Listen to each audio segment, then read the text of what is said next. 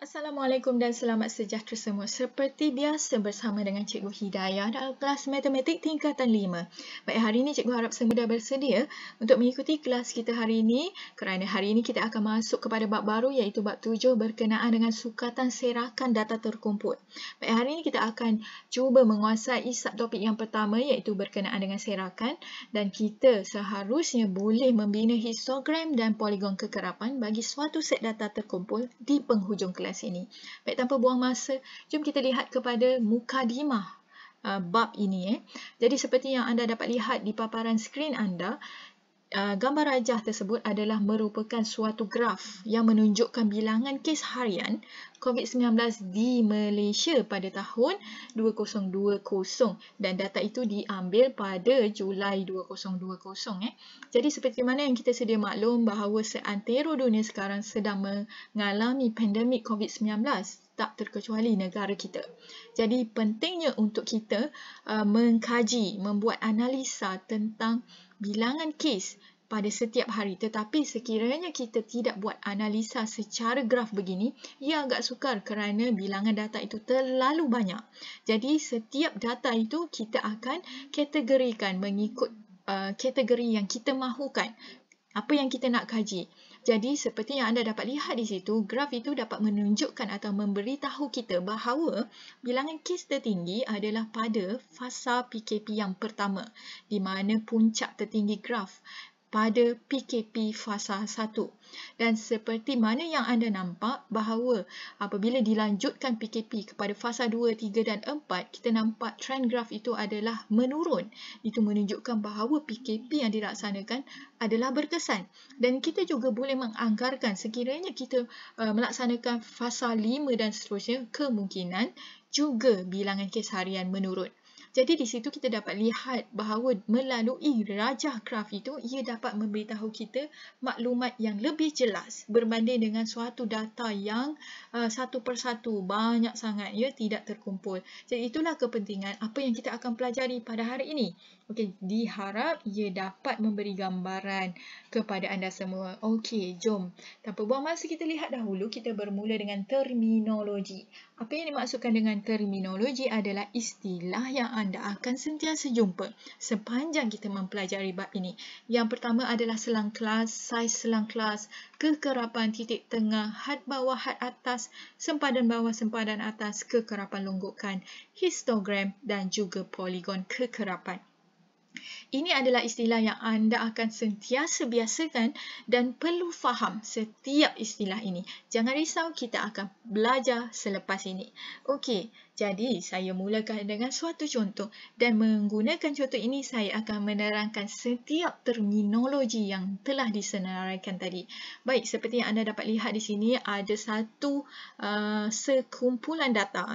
Jadi data ini kalau kamu lihat dia disenaraikan satu persatu dan inilah yang kita namakan sebagai data mentah. Jadi, apa yang dimaksudkan dengan data mentah? Data yang mana kita belum buat sebarang analisis, kajian, kategorikan dia dan sebagainya. Jadi, kalau kamu dapat lihat ini hanya 20 data. Bayangkan kalau kita ada 1000 data. Jadi, susah untuk kita buat analisa, untuk kita tahu mana data yang rendah, mana data yang tertinggi dan sebagainya. Bimbang kita lakukan kecuaian. Jadi, di situ kita buat analisa sedikit dan kita boleh kategorikan data-data ini. Jadi, seperti mana yang anda dapat lihat, soalannya adalah tentukan selang kelas. Ini adalah merupakan salah satu terminologi yang kita senaraikan tadi. Jadi, selang kelas itu bermaksud adalah julat. Okey, dia adalah suatu julat data. Jadi tujuan kita nak kategorikan kepada beberapa julat agar data itu lebih ringkas. Jadi tidaklah kita lihat suatu data yang banyak Kalau ada 1000 macam tu agak mengelirukan. Jadi tujuannya kita kategorikan supaya apa yang kita dapat lihat adalah lebih ringkas dan jelas. Okey. Jadi di sini kita dapat lihat cara nak tentukan selang kelas. Please take note dia nak kita hasilkan 6 sahaja selang kelas daripada 20 data yang anda dapat lihat, kita nak kategorikan dia kepada 6. Jadi di sini saya telah sediakan jadual dengan 6 baris mewakili 6 selang kelas jadi kita akan kategorikan dia. Okey, caranya adalah kita perlu kenal pasti data terendah. Baik, di sini kita dapat lihat data terendah dalam banyak-banyak ini adalah 145. Make sure anda tidak melakukan kecuaian. Perlu double check betul tak anda telah kenal pasti data terendah yang betul dan juga data tertinggi iaitu 173. Baik, caranya adalah yang pertama kita perlu pastikan kita menentukan bilangan data pada setiap julat yang mana kita namakan dia sebagai saiz selang kelas. Jadi caranya adalah bilangan data yang tertinggi tadi iaitu 173 tolak dengan data terendah iaitu 145 bahagikan dengan berapakah selang kelas yang nak dihasilkan iaitu 6. Okey, ingat saya ulang semula, data tertinggi tolak dengan data terendah bahagi dengan berapa selang kelas yang anda nak hasilkan. Okey, so jangan cuai. Jadi sebab itu saya kata sekiranya data tertinggi anda salah, maka dia akan memberi kesan kepada anda punya saiz. Jadi bila anda kira, anda akan dapati nilai dia adalah lebih kurang 4.7. Jadi 4.7 adalah nombor perpuluhan. Okey, untuk saiz dia mesti suatu nombor bulat. Jadi kita akan bundarkan menjadi nombor bulat yang terhampir yang lebih kepada 4.7 iaitu 5. Okey, so kita bundarkan menjadi 5. Maksudnya di situ setiap julat itu mengandungi 5 bilangan data. 5 itu kalau soalan tanya apakah saiz selang kelas, jawapannya 5. 5 itu adalah saiznya dan 5 itu juga mewakili bilangan data. Jadi untuk isi baris pertama kita akan mula data terendah iaitu 145. Sehingga mana, macam mana kita nak tahu? Inilah gunanya saiz tadi. Okey, so kita akan bilang start 145, 146, 47, 48, 49. Stop pada data kelima iaitu sehingga 149. Iaitu kita rujuk kepada saiz saiz 5, so kita stop sampai 5. Next. Ini selang kelas pertama. Inilah yang dimaksudkan dengan selang kelas. Okey, julat. Kita ada dari mana ke mana. So, selepas 149, ia adalah suatu data berturutan. Kita mesti menurutkan selepas 149 adalah 150 sehingga mana bergantung kepada saiz. Kita repeat step sama tadi. So, kita bilang 150, 151, 152, 153, 154. So, kita stop sampai data kelima iaitu 154. Alright? So, seterusnya kita akan repeat step sama, dia mesti berkesinambungan. Selepas 154 mesti 155. So, di selang kelas ketiga sebenarnya kita dah nampak satu trend. Apa yang dimaksudkan dengan trend? Kita dah tak perlu lagi bilang seperti step 1 dan 2 sebab kita dah nampak ada satu trend yang sama, nampak 155 hujung 5. So, kita akan stop di 159. Dia mesti mengikut trend yang sama. Okay, kalau tak percaya, anda boleh semak 155 hingga 159. Ada 5 data di dalamnya. Mesti start daripada data 155. Nak bilang mesti start 155. So, begitu juga selepas 159, dia mesti bersambungan iaitu 160. So, 160 kita nampak trend yang pada selang kelas kedua. So, sehingga 164. Begitu seterusnya. Okey, 165 sehingga 169. Dia mesti mengikut trend. Okey, kita akan dapat lihat satu trend lah. So, 170 sehingga 174. So, kita dah siapkan selang kelas dan memang dia mencukupi sehingga data tertinggi adalah 173. So, kita ada julat sehingga 174. So, dia masuk kepada selang kelas kita lah. Okey, kemudian kekerapan. Apa yang dimaksudkan dengan kekerapan adalah kita akan refer kepada setiap selang kelas yang kita dah hasilkan pada selang kelas 145 atau julat 145-149. Kita akan cari pada data ini mana data yang termasuk dalam selang kelas pertama. So, kita dapat lihat bahawa 145 sehingga 149 untuk elakkan kecuaian. Jadi, kita digalakkan untuk tanda. Jadi, cikgu padam dulu yang ini tadi. Okey, mesti tanda sebab di sini biasa pelajar cuai. Jadi, 145 kita cek satu persatu. 145 hingga 149. So, ini termasuk tanda. 145 hingga 149. Ini tanda. Okey, ada lagi tak 145 hingga 149? Tiada. So, ada 2 sahaja kan? Jadi, di bahagian kekerapan kita tulis 2. Alright? So, next kita tengok 150 hingga 154. Repeat, kita tengok by baris ataupun by lajur. Okey, 150 hingga 154. So, kita nampak ini. Kalau boleh, kita tanda dengan simbol berbeza. 150 hingga 154. Ada lagi di lajur yang kedua. 150 hingga 154. Okey, so dah tak ada lagi. So, ada 3. Okey, kita teruskan yang sama.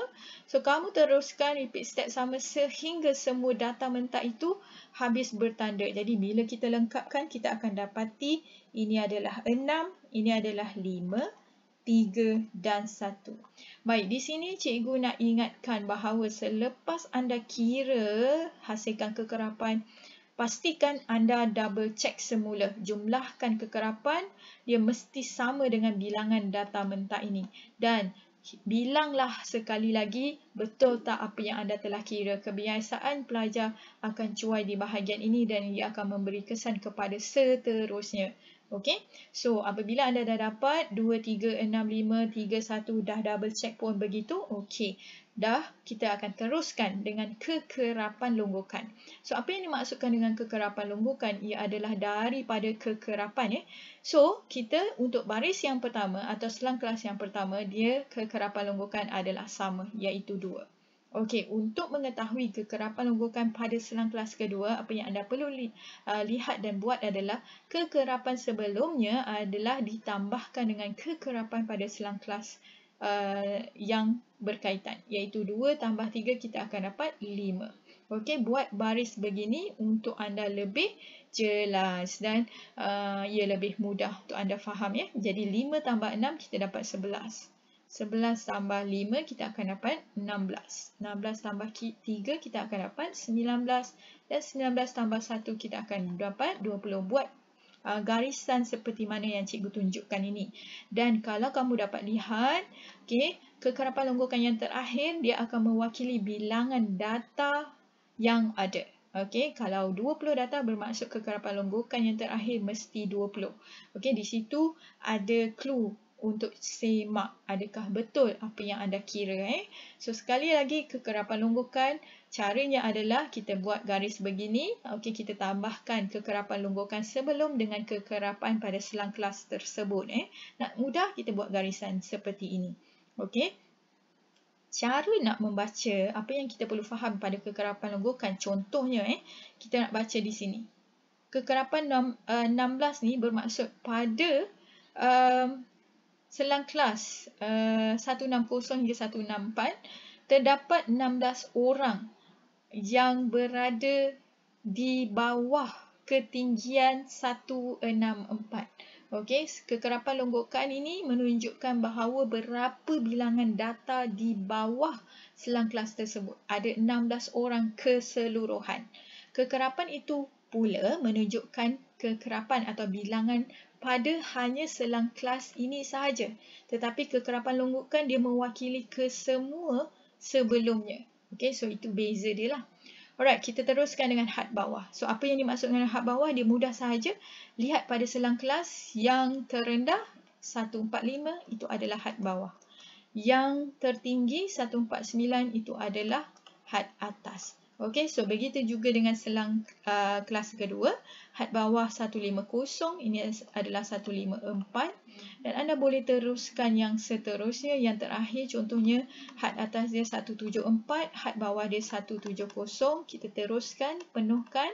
Mudah sahaja, dia bergantung kepada kita punya selang kelas. Okey, so ini 164, ini 159.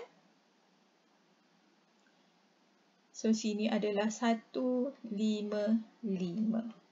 Alright, so kita dah penuhkan dah had atas dan had bawah. Sekarang titik tengah.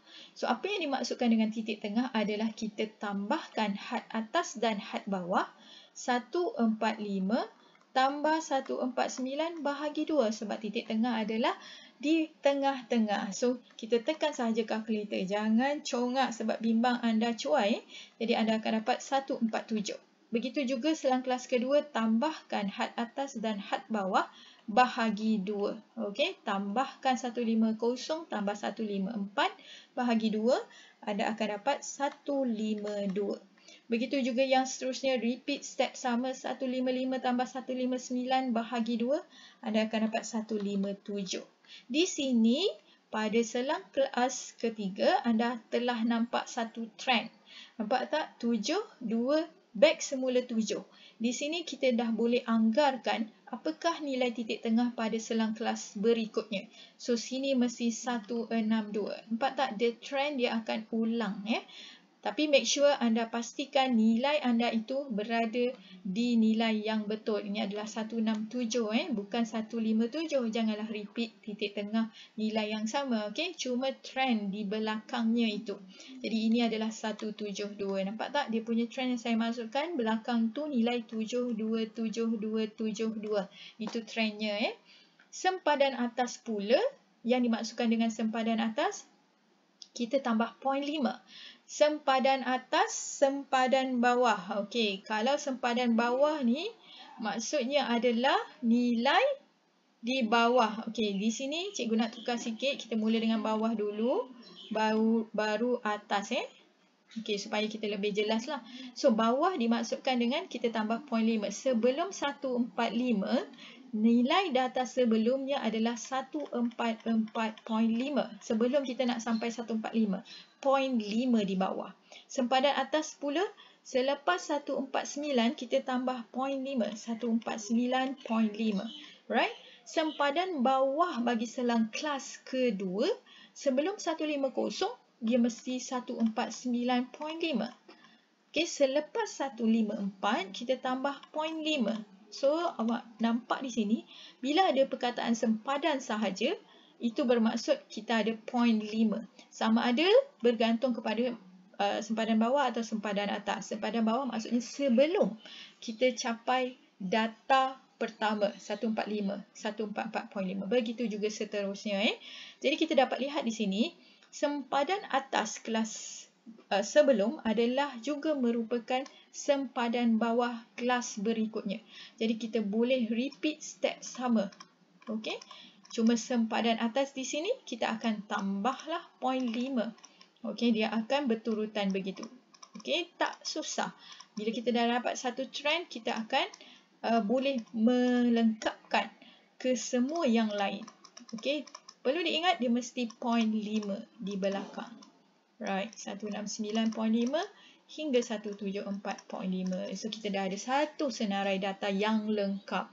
Sebenarnya daripada perbincangan itu tadi, kita dah pun menguasai semua terminologi yang saya dah senaraikan tadi. Nampak mudah kan? Okey, seterusnya kita akan cuba melukis, membina histogram. Jadi, yang ini pun perlu dibetulkanlah. Ini adalah bawah. Ini adalah atas. Right? So, sebenarnya untuk kita melukis histogram, kita mesti bermula dengan suatu paksi. Okey, untuk melukis histogram dalam soalan biasanya ada dinyatakan skala. Okey, sebelum itu cikgu nak mulakan dengan pemarkahan dalam peperiksaan. Jadi, dalam peperiksaan kebiasaannya, pemarkahan bagi graf dia ada 4 markah. Pecahan markah ini adalah P1, K2, N1. Apa yang dimaksudkan dengan P1 bermaksud ini adalah merujuk kepada skala. Jadi penting untuk kita pastikan kita menggunakan skala yang betul. K2 itu semua titik-titik itu diplot dengan betul. 2 markah. Satu saja salah, anda akan kurang 1 markah. N1 ini adalah kelicinan graf atau kekemasan graf. Ini adalah markah terakhir lah. Baik, jadi di sini paling penting untuk kita highlightkan dia punya skala. So, kita akan ada 2 skala iaitu 2 cm kepada 5 dan 2 cm kepada 1 pada paksi mencancang. Okey, ni 1, ni 2. Pertama, kita mesti faham apa maksud mengufuk. So, mengufuk maksudnya yang melintang begini. Dengan kata lain, dia mewakili paksi X. Alright? So, mencancang yang menegak begini dengan kata lain, dia adalah paksi Y. Jadi, ini adalah kertas graf yang biasa anda nampak dan anda gunakan. Perlu diingat, 2 cm itu bukan bermaksud kita ukur 2 cm pada graf, pada pembaris. Dalam kertas graf, ada tempat-tempat yang mewakili 2 cm. Kalau kamu lihat pada graf itu terdapat ketebalan garis berbeza. So kita dapat macam kertas yang saya tunjuk itu mewakili 2 cm. Tak perlu kita nak ukur guna pembaris. Jadi kita akan mula dengan garisan paling hujung di sini. Okey, kita buat guna pembaris. Saya tak ada pembaris, kamu buat guna pembaris. Okey, buat satu garisan menegak. Yang ini kita panggil paksi mencancang. Dan paling bawah di sini melintang ataupun dengan kata lain mengufuk. Jadi sekali lagi ingat kamu guna pembaris. Okey, so kemudian step seterusnya adalah kita akan tanda senggatan mengikut kepada cm-nya berapa. Kalau 2 cm perlu ditanda pada setiap garisan tebal. Kita lengkapkan semua senggatan. Sebab apa? Kebanyakan pelajar dia akan tidak tanda ni. Jadi saya nasihatkan pertama sila tanda di setiap senggatan dahulu. Dia cuma letak nilai sahaja. Lepas ni siapa yang letak nilai sahaja, cikgu tolak markah. Okey, mesti tanda senggatan. Baik, kita mulakan pada paksi mengufuk dahulu. Okey, paksi mengufuk ini 2 cm kepada 5 cm tinggi kan. Jadi ini adalah tinggi. Untuk melukis histogram, kita melihat kepada data sempadan bawah dan sempadan atas. Kita tengok kepada kolom tadi banyak kan kita buat. Tapi kita hanya merujuk kepada sempadan. Jadi pertama di sini, yang kamu tanda, mulakan dengan sempadan bawah pada kelas pertama iaitu 144.5. Dan kita penuhkan mengikut 149.5 seterusnya sempadan bawah ni. Teruskan 154.5, 159.5, 164.5, 169.5, 174.5, 179.5. Okey, nak label graf ini paksi. Kalau histogram dan kekerapan, ingat dia sentiasa kita label sebagai kekerapan. Okey, jadi kita merujuk kepada certain atau sebahagian kolom. Jadi tidak semua. Kita merujuk kepada kekerapan, sempadan atas dan sempadan bawah. Yang ini mewakili apa? Label ini mewakili apakah data yang berkaitan dengan soalan. Oleh kerana soalan ini adalah mewakili tinggi, jadi sila pastikan anda label sebagai tinggi dan dalam kurungan ada unitnya. Apa unit tinggi? cm. Contoh kalau data lain berkaitan dengan wang saku. Tulis itu wang saku, dalam kurungan unit bagi wang adalah RM. Dan begitu juga bagi data-data yang lain. So, ini kosong. Untuk mengisi nilai pada kekerapan, lihat kepada skala yang diberikan. 2 cm kepada 1 orang. So, setiap senggatan, jadi ini tujuannya kita tanda dahulu senggatan. Untuk memudahkan kita dah tak payah nak fikir dah dekat mana kita nak letak nilai. So, 2 cm kepada 1 maksud 1, 2, 3, 4, 5, 6, 7, 8, 9, 10. Alright? So, kalau anda dah berjaya melukis paksi ini, itu bermaksud anda telah pun dapat 1 markah yang pertama. So, mesti ingat penguasaan, mesti mahir melukis skala pada paksi dahulu. Mesti melihat kepada kehendak soalan. So, apa yang dimaksudkan dengan 2 cm kepada 5 cm tinggi dan sebagainya perlu kuasai itu. Ingat sekali lagi, untuk membuat histogram, kita refer atau rujuk kepada kekerapan. dan juga sempadan. So, mesti bermula dengan sempadan bawah yang pertama. Tengok. Okey, selepas kita bina ini, kita akan pergi kepada next step seterusnya. Jadi ini seperti apa yang kita dah bina. Jadi cikgu dah sediakan siap-siap. Sekarang masanya untuk kita membina pula histogram. Jadi apa yang dimaksudkan dengan histogram? Histogram adalah suatu graf yang mana kita panggil sebagai graf seperti lebih kurang graf bar, tetapi dia tak ada ruang atau gap macam ni. Histogram bentuk dia macam tu. Jadi caranya adalah setiap sempadan ini, okey, ini kebanyakan pelajar tersilap setiap bar itu kita ada garis tepi kiri kanan. Nampak?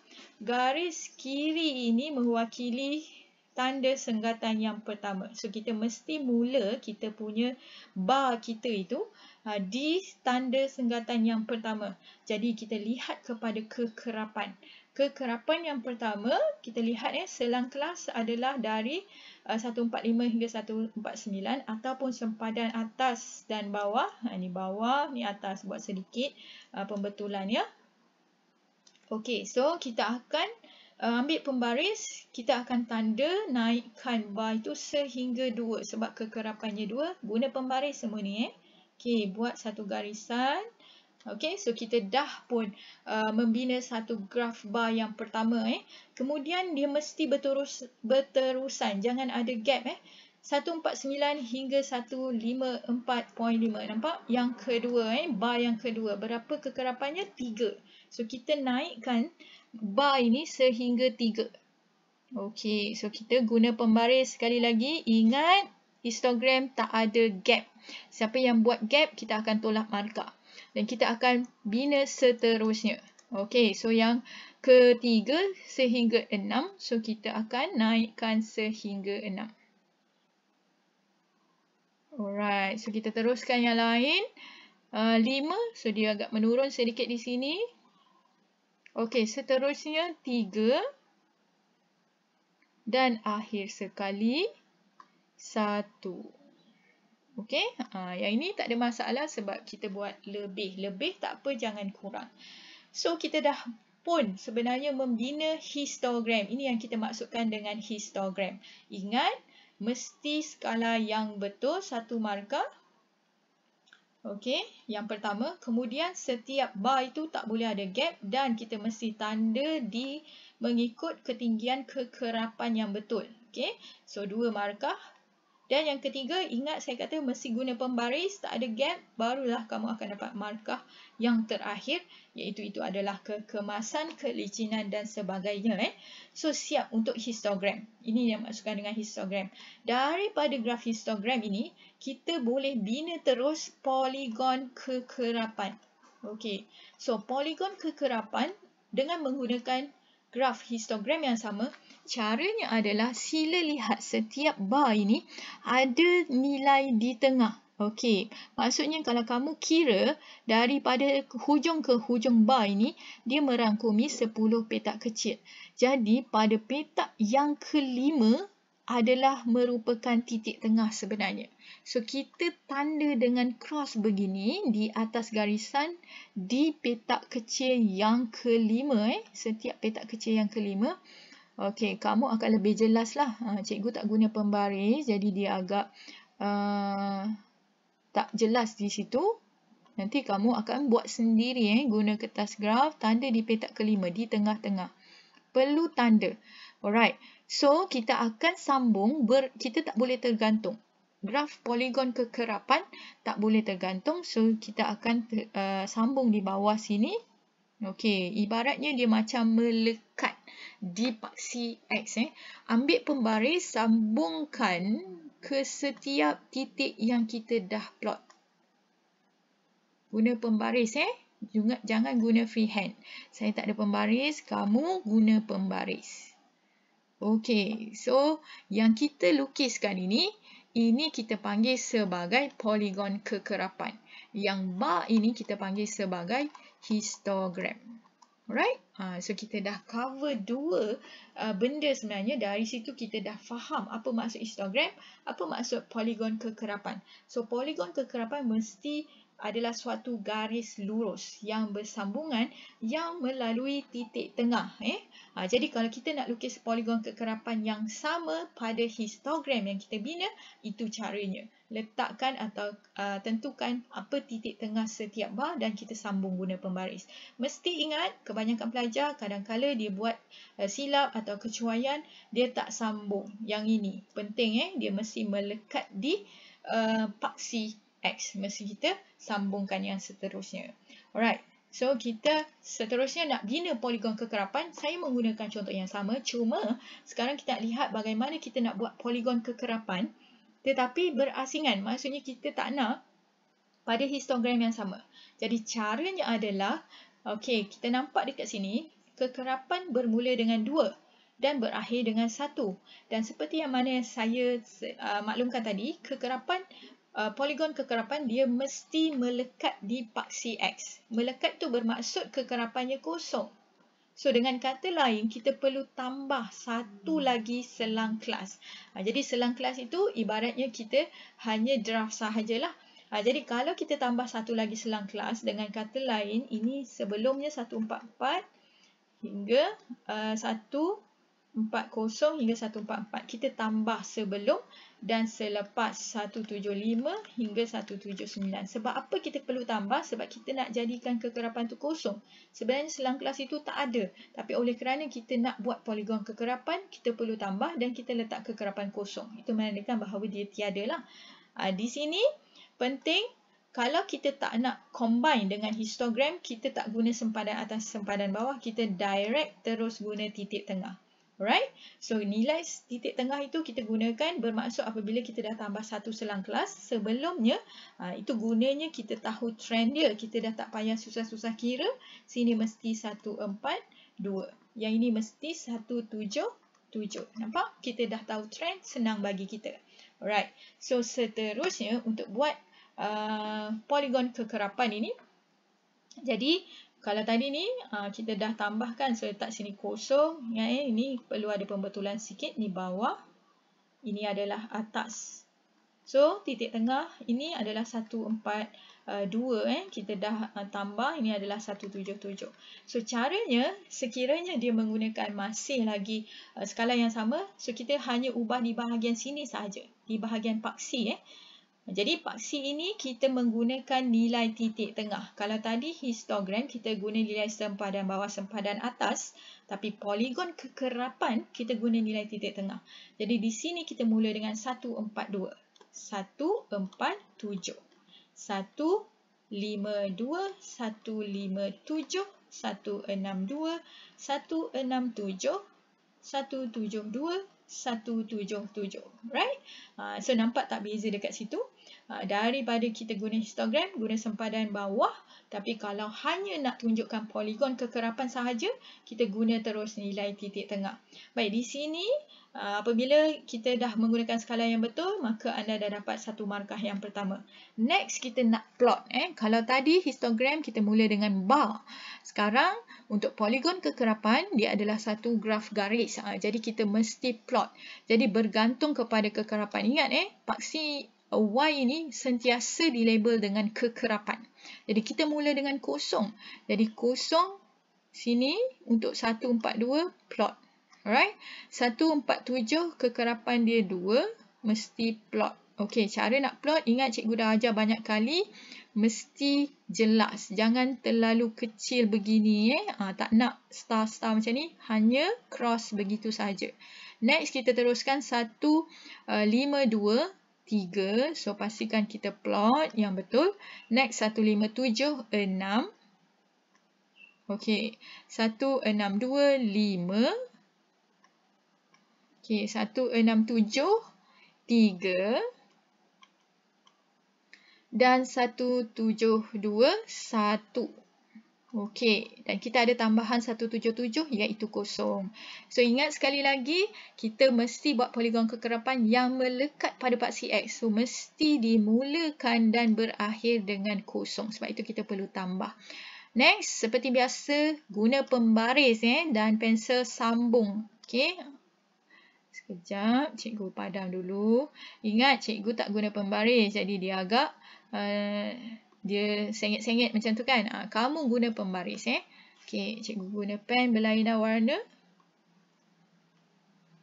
Okey, mesti sentuh lalu ke semua plot yang kita dah buat di tengah-tengah cross tersebut.